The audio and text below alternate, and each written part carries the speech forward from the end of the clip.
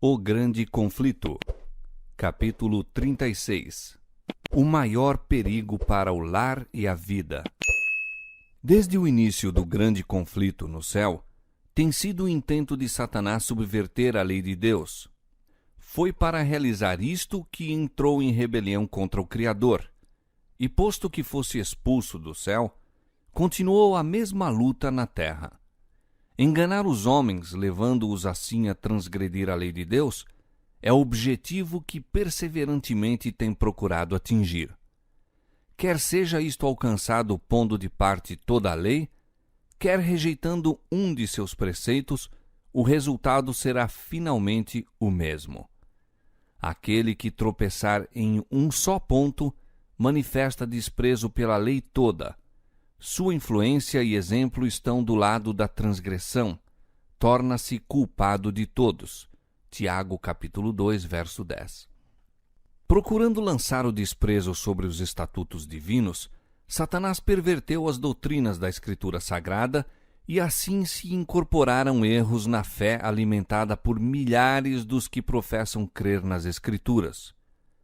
O último grande conflito entre a verdade e o erro não é senão a luta final da prolongada controvérsia relativa à lei de Deus.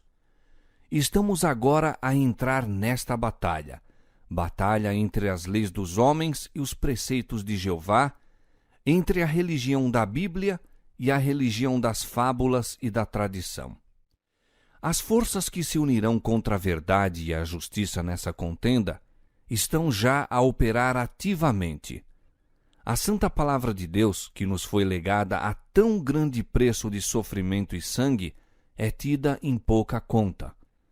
A Bíblia está ao alcance de todos, mas poucos há que realmente a aceitem como guia da vida. A incredulidade prevalece em assustadora proporção, não somente no mundo, mas também na Igreja. Muitos têm chegado a negar doutrinas que são, com efeito, as colunas da fé cristã. Os grandes fatos da criação, conforme são apresentados pelos escritores inspirados, a queda do homem, a expiação, a perpetuidade da lei de Deus, são praticamente rejeitados, quer no todo, quer em parte, por vasta proporção do mundo que professa o cristianismo. Milhares que se orgulham de sua sabedoria e independência consideram como prova de fraqueza depositar implícita confiança na Bíblia. Acham que é prova de talento e saber superiores cavilar a respeito das Escrituras Sagradas e espiritualizar e explicar evasivamente suas mais importantes verdades.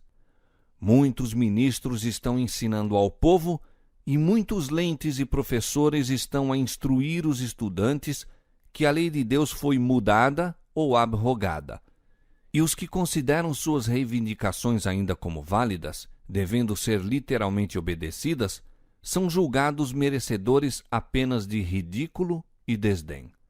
Rejeitando a verdade, os homens rejeitam o seu autor. Conculcando a lei de Deus, negam a autoridade do legislador.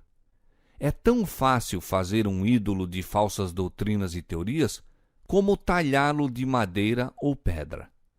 Representando falsamente os atributos de Deus, Satanás leva os homens a olhá-lo sob falso prisma. Para muitos, um ídolo filosófico é entronizado em lugar de Jeová, enquanto o Deus vivo, conforme é revelado em sua palavra, em Cristo e nas obras da criação, é adorado apenas por poucos. Milhares deificam a natureza, enquanto negam o Deus da natureza. Posto que, de forma diversa, existe hoje a idolatria no mundo cristão tão verdadeiramente como existiu entre o antigo Israel nos dias de Elias. O Deus de muitos homens que se professam sábios, de filósofos, poetas, políticos, jornalistas, o Deus dos seletos centros da moda, de muitos colégios e universidades, mesmo de algumas instituições teológicas, pouco melhor é do que Baal, o deus Sol da Fenícia. Nenhum erro aceito pelo mundo cristão fere mais audaciosamente a autoridade do céu, nenhum se opõe mais diretamente aos ditames da razão, nenhum é mais pernicioso em seus resultados do que a doutrina moderna, que tão rapidamente ganha terreno, de que a lei de Deus não mais vigora para os homens. Toda nação tem suas leis que impõem respeito e obediência. Nenhum governo poderia existir sem elas. E pode-se conceber que o Criador dos céus e da terra não tenha lei para governar os seres que fez?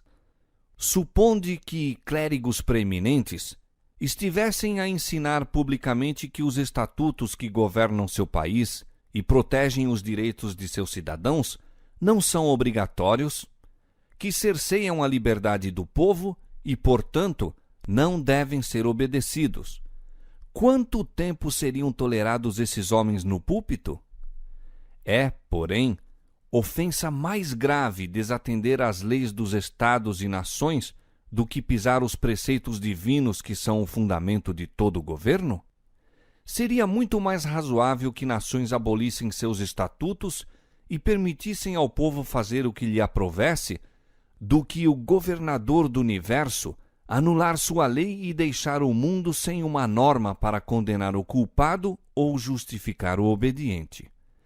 Qual seria o resultado de abolir a lei de Deus? A experiência já foi feita. Terríveis foram as cenas perpetradas na França quando o ateísmo se tornou o poder dirigente. Demonstrou-se então ao mundo que sacudir as restrições estabelecidas por Deus corresponde a aceitar o governo do mais cruel dos tiranos. Quando a norma da justiça é posta de lado, abre-se o caminho ao príncipe do mal para estabelecer seu poder na terra.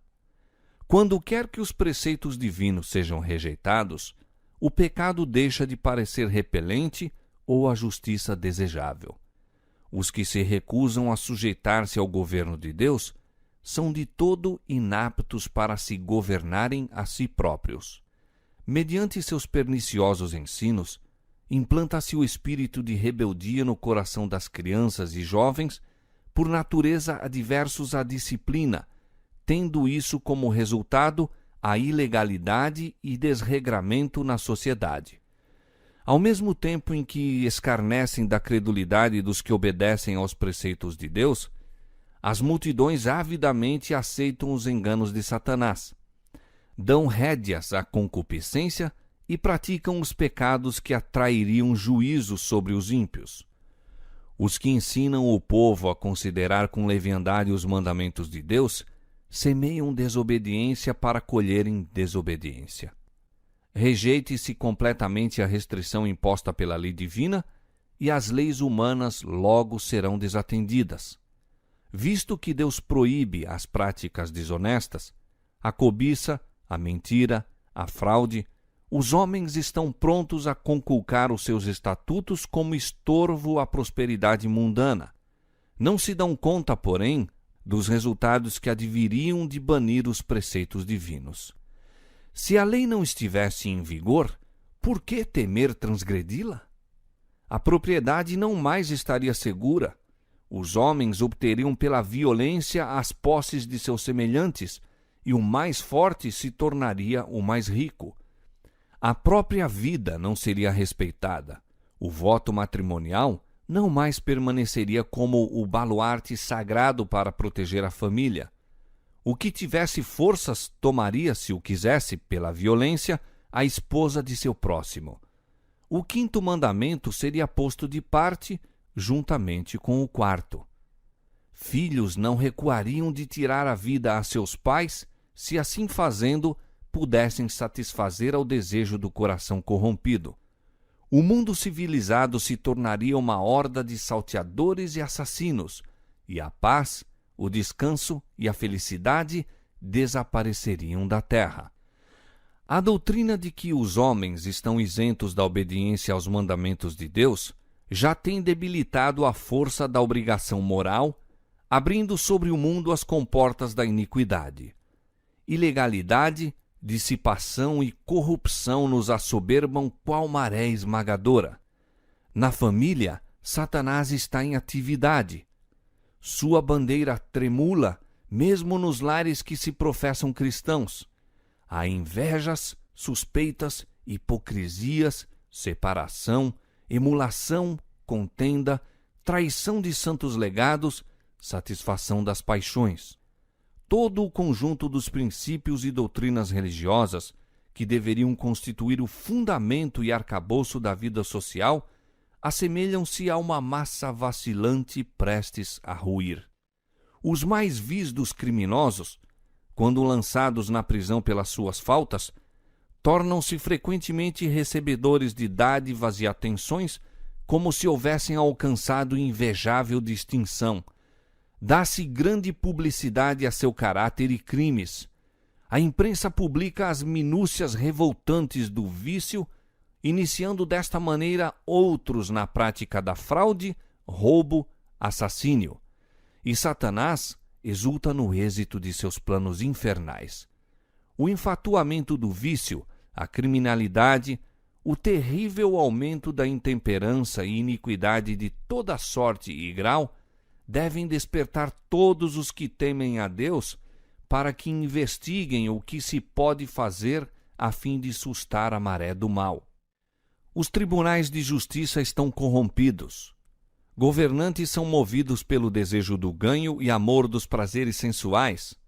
A intemperança obscureceu as faculdades de muitos, de maneira que Satanás exerce sobre eles quase completo domínio.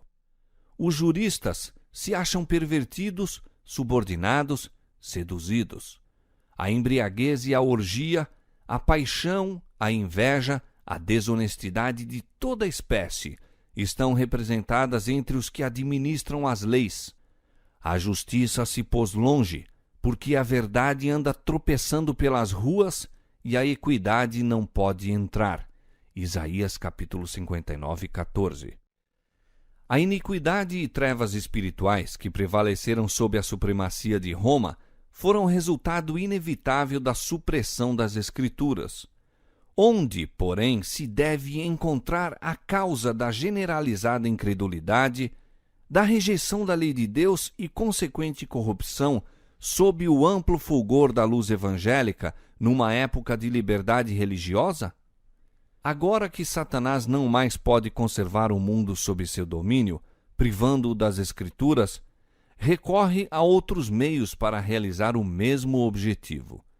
Destruir a fé na Bíblia serve tão bem a seu propósito como o destruir a própria Bíblia.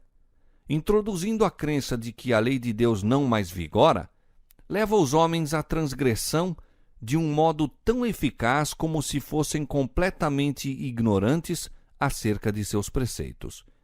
E hoje, como nos séculos passados, está a operar mediante a Igreja a fim de favorecer os seus desígnios. As organizações religiosas da época têm recusado ouvir as verdades impopulares claramente apresentadas nas Escrituras e, combatendo-as, adotaram interpretações e assumiram atitudes que têm espalhado largamente as sementes do ceticismo. Apegando-se ao erro papal da imortalidade natural e consciência do homem na morte, rejeitaram a única defesa contra os enganos do Espiritismo. A doutrina do tormento eterno tem levado muitos a descrer da Escritura Sagrada. E ao insistir-se com o povo acerca das reivindicações do quarto mandamento, verifica-se que a observância do sábado do sétimo dia é ordenada, e como único meio de livrar-se de um dever que não estão dispostos a cumprir, declaram muitos ensinadores populares que a lei de Deus não mais está em vigor. Repelem, assim, a lei e o sábado juntamente. À medida que se estende a obra da reforma do sábado, esta rejeição da lei divina para evitar as reivindicações do quarto mandamento se tornará quase universal. Os ensinos dos dirigentes religiosos abriram a porta à incredulidade, ao espiritismo e ao desdém para com a santa lei de Deus. E sobre esses dirigentes repousa a terrível responsabilidade pela iniquidade que existe no mundo cristão. Todavia, esta mesma classe apresenta a alegação de que a corrupção que rapidamente se alastra é atribuível em grande parte à profanação do descanso dominical e que a imposição da observância do domingo melhoraria grandemente a moral da sociedade. Insiste-se nisto especialmente na América do Norte, onde a doutrina do verdadeiro sábado tem sido mais amplamente pregada. Ali, a obra da temperança, uma das mais preeminentes e importantes das reformas morais, acha-se frequentemente combinada com o movimento em favor do descanso dominical, e os defensores do último agem como se estivessem a trabalhar a fim de promover os mais elevados interesses da sociedade, e os que se recusam a unir-se a eles são denunciados como inimigos da temperança e reforma. Mas o fato de que um movimento para estabelecer o erro se encontra ligado a uma obra que em si mesmo é boa, não é argumento a favor do erro. Podemos disfarçar o veneno misturando-o com o alimento saudável, mas não mudamos a sua natureza. Ao contrário, torna-se mais perigoso o veneno, visto ser mais fácil que ele seja tomado inadvertidamente. É um dos ardis de Satanás combinar com a falsidade precisamente uma porção suficiente de verdade para que lhe dê caráter plausível. Os dirigentes do movimento em favor do domingo podem advogar reformas que o povo necessita, princípios que se acham em harmonia com a Escritura Sagrada. Contudo, enquanto houver com eles uma exigência contrária à lei de Deus, seus servos não se lhes poderão unir. Nada os pode justificar de pôr à parte os mandamentos de Deus, optando pelos preceitos dos homens. Mediante os dois grandes erros, a imortalidade da alma e a santidade do domingo, Satanás há de enredar o povo em suas malhas. Enquanto o primeiro lança o fundamento do espiritismo, o último cria um laço de simpatia com Roma. Os protestantes dos Estados Unidos serão os primeiros a estender as mãos através da voragem para apanhar a mão do espiritismo. Estender-se-ão por sobre o abismo para dar mãos ao poder romano. E, sob a influência desta tríplice união, este país seguirá as pegadas de Roma, conculcando os direitos da consciência. Imitando mais de perto o cristianismo nominal da época, o espiritismo tem maior poder para enganar e enredar. O próprio Satanás está convertido conforme a nova ordem de coisas. Ele aparecerá no aspecto de anjo de luz. Mediante a agência do espiritismo, operar-se-ão prodígios, os doentes serão curados e se efetuarão muitas e inegáveis maravilhas. E como os espíritos professarão fé na Escritura Sagrada e demonstrarão respeito pelas instituições da Igreja, sua obra será aceita como manifestação do poder divino. A linha de separação entre cristãos professos e ímpios é agora dificilmente discernida. Os membros da Igreja amam o que o mundo ama e estão prontos para se unirem a ele, e Satanás está resolvido a uni-los em um só corpo e assim fortalecer sua causa, arrastando-os todos para as fileiras do espiritismo. Os romanistas, que se gloriam dos milagres como sinal certo da verdadeira Igreja, serão facilmente enganados por este poder operador de prodígios, e os protestantes, tendo rejeitado o escudo da verdade, serão também iludidos.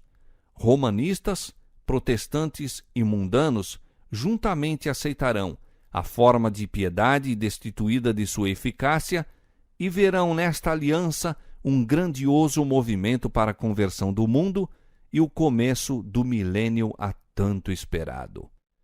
Por meio do espiritismo, Satanás aparece como benfeitor da humanidade, curando as doenças do povo e pretendendo apresentar um novo e mais elevado sistema de fé religiosa. Ao mesmo tempo, porém, ele opera como destruidor. Suas tentações estão levando multidões à ruína. A intemperança destrona a razão. Seguem-se a satisfação sensual, a contenda e a matança. Satanás deleita-se na guerra, pois esta excita as mais vis paixões da alma, arrastando então para a eternidade as suas vítimas engolfadas no vício e sangue. É seu objetivo incitar as nações à guerra umas contra as outras, pois pode assim desviar o espírito do povo da obra de preparo para estar em pé no dia de Deus. Satanás também opera por meio dos elementos a fim de enceleirar sua messe de almas desprevenidas. Estudou os segredos dos laboratórios da natureza e emprega todo o seu poder para dirigir os elementos tanto quanto o permite Deus.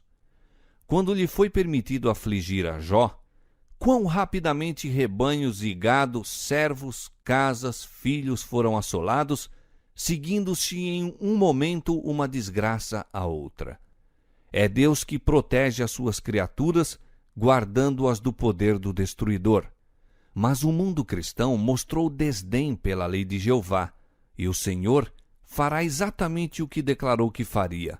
Retirará suas bênçãos da terra, removendo seu cuidado protetor dos que se estão rebelando contra sua lei e ensinando e forçando outros a fazerem o mesmo. Satanás exerce domínio sobre todos os que Deus não guarda especialmente. Ajudará e fará prosperar alguns, a fim de favorecer os seus próprios intuitos. Trará calamidade sobre outros e levará os homens a crer que é Deus que os aflige. Ao mesmo tempo em que aparece aos filhos dos homens como o grande médico que pode curar todas as enfermidades, trará moléstias e desgraças até que cidades populosas se reduzam à ruína e desolação. Mesmo agora está ele em atividade. Nos acidentes e calamidades no mar e em terra, nos grandes incêndios, nos violentos furacões e terríveis saraivadas, nas tempestades, inundações, ciclones, ressacas e terremotos, em toda parte e sob milhares de formas, Satanás está exercendo o seu poder. Destrói a seara que está a madurar e seguem-se fome, angústia. Comunica ao ar infecção mortal, e milhares perecem pela pestilência. Estas visitações devem tornar-se mais e mais frequentes e desastrosas. A destruição será tanto sobre o homem como sobre os animais. A terra pranteia e se murcha. Enfraquecem os mais altos dos povos. Na verdade, a terra está contaminada por causa dos seus moradores, porquanto transgridem as leis, mudam os estatutos e quebram a aliança eterna. Isaías capítulo 24, versos 4 e 5. E então o grande enganador persuadirá os homens de que os que servem a Deus estão motivando esses males. A classe que provocou o descontentamento do céu atribuirá todas as suas inquietações àqueles cuja obediência aos mandamentos de Deus é perpétua reprovação aos transgressores. Declarar-se-á que os homens estão ofendendo a Deus pela violação do descanso dominical, que este pecado acarretou calamidades que não cessarão antes que a observância do domingo seja estritamente imposta, e que os que apresentam os requisitos do quarto mandamento, destruindo assim a reverência pelo domingo, são perturbadores do povo, impedindo a sua restauração ao favor divino e a prosperidade temporal. Assim se repetirá com motivos igualmente bem definidos a acusação feita na antiguidade contra o servo de Deus. E sucedeu que, vendo Acabe a Elias, disse-lhe Acabe: És tu o perturbador de Israel? Então disse ele: Eu não tenho perturbado a Israel, mas tu e a casa de teu pai, porque deixastes os mandamentos do Senhor e seguistes a Baalim. 1 Reis, capítulo 18, versos 17 e 18. Ao despertar-se a ira do povo por meio de falsas acusações, agirão para com os embaixadores de Deus de modo muito semelhante àquele que o apóstata Israel seguiu em relação a Elias. O poder operador de milagres, manifesto pelo Espiritismo, exercerá sua influência contra os que preferem obedecer a Deus a obedecer aos homens. Comunicações por parte dos espíritos Declararão que Deus os enviou para convencer de seu erro os que rejeitam o domingo, afirmando que as leis do país deveriam ser obedecidas como a lei de Deus. Lamentarão a grande impiedade do mundo, secundando o testemunho dos ensinadores religiosos de que o estado de aviltamento da moral se deve à profanação do domingo. Grande será a indignação despertada contra todos os que se recusam a aceitar-lhes o testemunho. O expediente de Satanás neste conflito final com o povo de Deus é o mesmo que empregou no início da grande controvérsia no céu. Pretendia estar buscando promover a estabilidade do governo divino, enquanto secretamente aplicava todo o esforço para conseguir sua subversão. E da mesma obra que assim se estava esforçando por cumprir, acusava os anjos fiéis. Idêntica política de engano tem assinalado a história da Igreja de Roma. Tem esta professado agir como substituta do céu, ao mesmo tempo em que procura exaltar-se sobre Deus e mudar sua lei. Sob o governo de Roma, os que sofreram a morte pela sua fidelidade para com o Evangelho eram denunciados como malfeitores. Declarava-se estarem eles coligados com Satanás, e todos os meios possíveis foram empregados para cobri-los de infâmia, para fazê-los parecer aos olhos do povo, mesmo aos seus próprios, como os mais vis dos criminosos. Assim será agora. Enquanto Satanás procura destruir os que honram a lei de Deus, fará com que sejam acusados como violadores da lei, como homens que estão desonrando a Deus e acarretando juízo sobre o mundo. Deus nunca força a vontade ou a consciência. Porém, o recurso constante de Satanás para alcançar domínio sobre os que de outra maneira não pode seduzir é o constrangimento pela crueldade. Por meio do medo ou da força, procura reger a consciência e conseguir para si mesmo homenagem. Para realizar isto, opera tanto pelas autoridades eclesiásticas como pelas seculares, levando-as à imposição de leis humanas em desafio à lei de Deus. Os que honram o sábado bíblico serão denunciados como inimigos da lei e da ordem, como que a derribar as restrições morais da sociedade, causando anarquia e corrupção e atraindo os juízos de Deus sobre a terra. Declarar-se-á que seus conscienciosos escrúpulos são teimosia, obstinação e desdém à autoridade. Serão acusados de deslealdade para com o governo. Ministros que negam a obrigação da lei divina apresentarão do púlpito o dever de prestar obediência às autoridades civis como ordenadas de Deus. Nas assembleias legislativas e tribunais de justiça, os observadores dos mandamentos serão caluniados e condenados. Dar-se-á um falso colorido às suas palavras. A pior interpretação será dada aos seus intuitos. Ao rejeitarem as igrejas protestantes os argumentos claros das Escrituras Sagradas, em defesa da lei de Deus, almejarão fazer silenciar aqueles cuja fé não podem subverter pela Bíblia. Embora fechem os olhos ao fato, estão agora a enveredar por caminho que levará à perseguição dos que conscienciosamente se recusam a fazer o que o resto do mundo cristão se acha a praticar e a reconhecer as pretensões do sábado papal. Os dignitários da Igreja e do Estado unir-se-ão para subornar, persuadir ou forçar todas as classes a honrar o domingo. A falta de autoridade divina será suprida por legislação opressiva.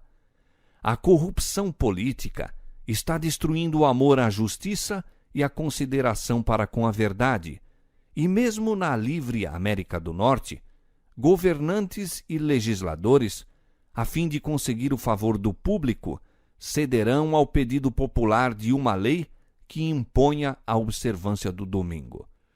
A liberdade de consciência, obtida a tão elevado preço de sacrifício, não mais será respeitada. No conflito prestes a se desencadear, veremos exemplificadas as palavras do profeta. O dragão irou-se contra a mulher e foi fazer guerra ao resto da sua semente, os que guardam os mandamentos de Deus e têm o testemunho de Jesus Cristo. Apocalipse capítulo 12, verso 17.